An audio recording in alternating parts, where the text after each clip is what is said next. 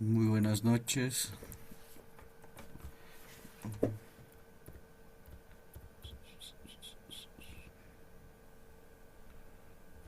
Listo, buenas noches. Vamos a comenzar con el tema número 8. Vamos a ver de un problema que estamos pasando básicamente aquí en Latinoamérica y a nivel mundial, por no decirlo. La, la pobreza es algo que siempre ha estado presente desde que estamos como sociedad, entonces es algo que ya lo conocemos, sobre todo al término. Y cómo ha sido de exclusivo ese término. Entonces continuamos. Entonces, ¿qué es la pobreza? Básicamente ser pobre significa carencia de recursos básicos. No puede tal vez pagar ni la luz, no puede pagar el agua, o sea, los servicios básicos. Y esto obviamente afecta a la salud, a la educación, a la vivienda, al bienestar. No se puede vivir tranquilamente en bienestar. Un dato curioso es que aquí más del 25% de los ecuatorianos viven en la pobreza y casi el 3-4% están en pobreza extrema. O sea, es terrible la situación aquí en nuestro país. A veces no nos damos cuenta de eso por lo que vivimos en la ciudad, pero si nosotros reflejamos en el campo, vemos claramente la deserción que existe en nuestro país. Entonces, ¿qué es la exclusión social? Es cuando las personas quedan fuera de beneficios sociales, sobre todo en el tema educativo. Vemos que no todos tienen los mismos beneficios. No es lo mismo la educación de aquí de la ciudad que la educación del campo. ¿Ya? Entonces son muy diferentes en esos ámbitos. Igual, puede ser de diferentes términos, puede ser económica, puede ser cultural, puede ser educativa, pueden existir demasiada exclusión y a veces hasta ahora hacen bullying desde pequeños, ya se lo considera un tipo de exclusión porque les separan del grupo. Entonces, ¿qué genera esto? Más que todo, más que pobreza, más que eso, genera desigualdad y a veces es radical. Desde pequeños ya generamos eso. Entonces siempre hay que saber educar a nuestros guaguas con valores. ¿Qué relación entonces existe entre estos dos términos, tanto entre la pobreza y la exclusión? Primero, la pobreza siempre va a generar la exclusión.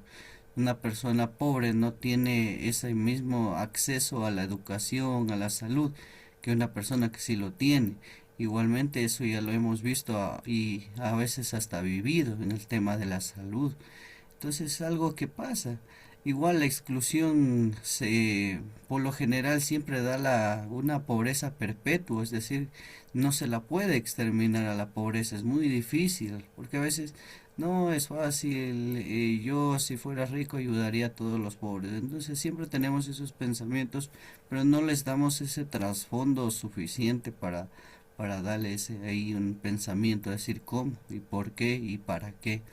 Entonces esto siempre va a afectar a las generaciones completas. Ahí había una estadística que para salir de la pobreza siquiera se necesita 5 generaciones.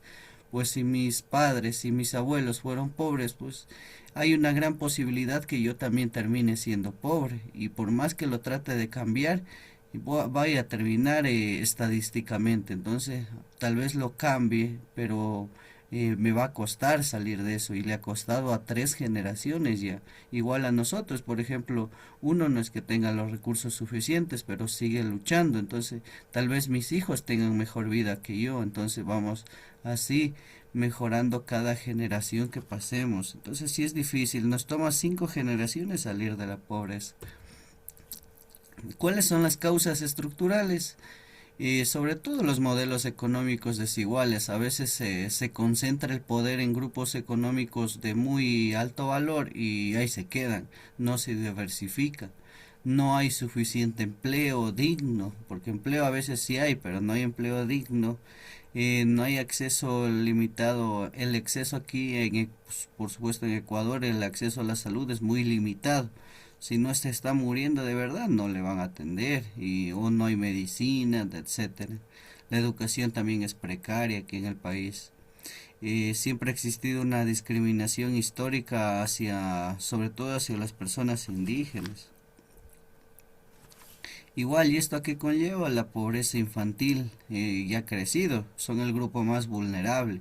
Aquí en Ecuador sí se ha reducido gracias a, a algunos gobiernos, sí se han beneficiado, por decirlo así, y han salido de la pobreza, ya no existe tanta desnutrición como hace 30 40 años, ahora ya no se habla mucho de eso, pero todavía sigue existiendo problemas de nutrición, por eso hay fundaciones como la ONU, la UNASUR, que se encargan de la UNICEF de ayudar a los niños. Entonces, y el trabajo infantil también se ha tratado de erradicar. A esta hay una ley en la Constitución que lo prohíbe. Entonces, el trabajo infantil también está mal, el retraso escolar, a veces dejan de estudiar por trabajar tal vez o porque no tienen los recursos suficientes.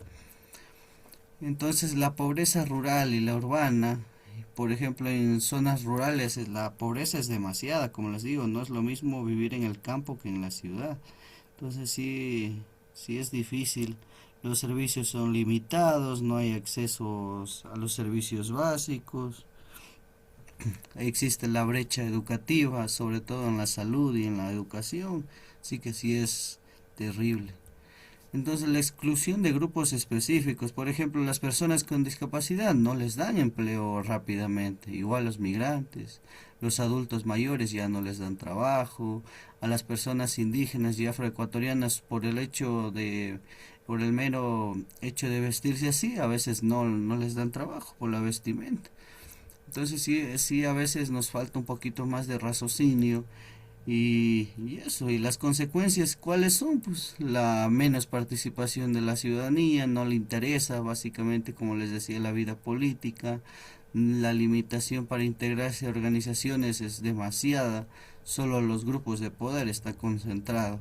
Y no hay acceso a cargos públicos porque no todos pueden hacerlo. Como les decía, si yo quiero votarme para alcalde, ¿quién me vota? Mi mami y mi hermano, nadie más.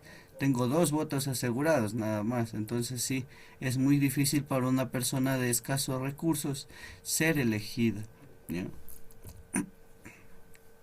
¿Cuál es el impacto de la democracia? Siempre debilita la representación. Como les digo, nosotros elegimos a los mandantes que nos representan. Nosotros les damos el poder que ellos tienen.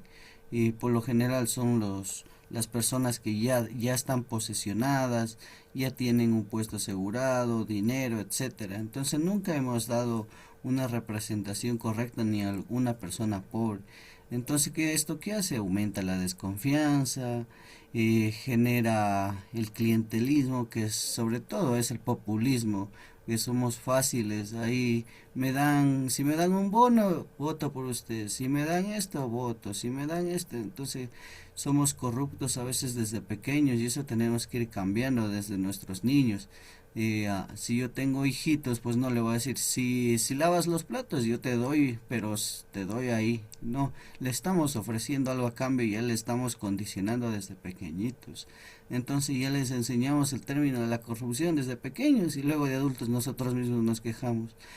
Estos políticos roban mucho y a veces no educamos bien desde nuestras pequeñas generaciones.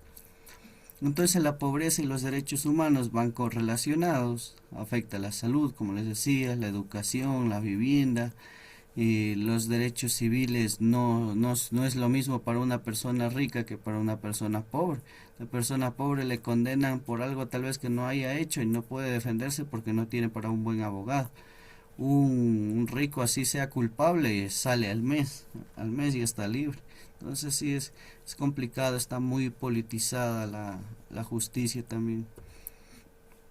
Y ahora con el término digital es complicado porque a veces aquí en Ecuador todavía falta un cierto porcentaje de que no tiene, por ejemplo, acceso al internet, tal vez están con datos, etcétera, pero no tienen un acceso indefinido, es decir, todos los días al internet.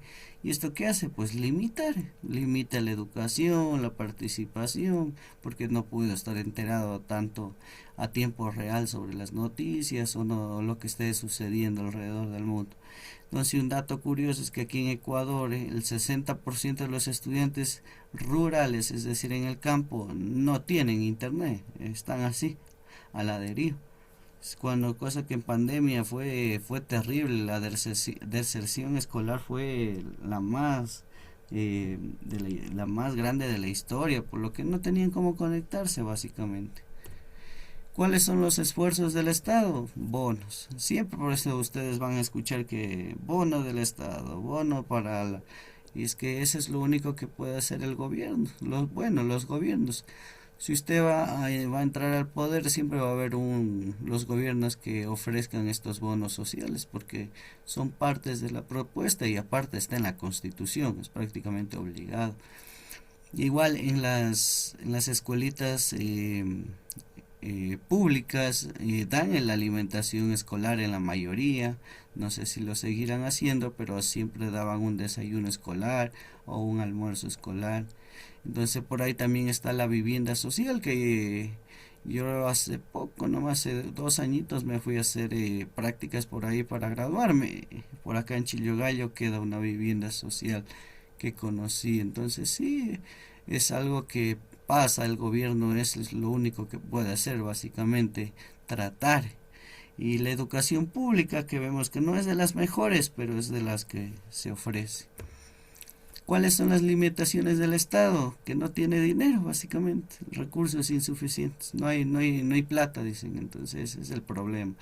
Problemas de gestión, no saben cómo gobernar, a veces golpes de Estado, y aquí en Ecuador, como les digo, cada 3 añitos siempre hay un intento de golpe de Estado. Entonces aquí el papel de la comunidad siempre va a ser importante. Si yo me intereso, pues me voy a organizar socialmente, voy a ayudar a mis vecinos, etcétera, creando redes de apoyo, participación en los cabildos, es decir, en las alcaldías, en los grupos del barrio. Se puede hacer cosas pequeñas para ir cambiando nuestra sociedad. El rol de los jóvenes, siempre, si es que pueda, voluntariado. No le cuesta nada hacer una buena acción al día. Hay que ser líderes. Hay que usar las plataformas digitales que tengamos a nuestra disposición para algo bueno, obviamente. ¿Cómo se supera la pobreza?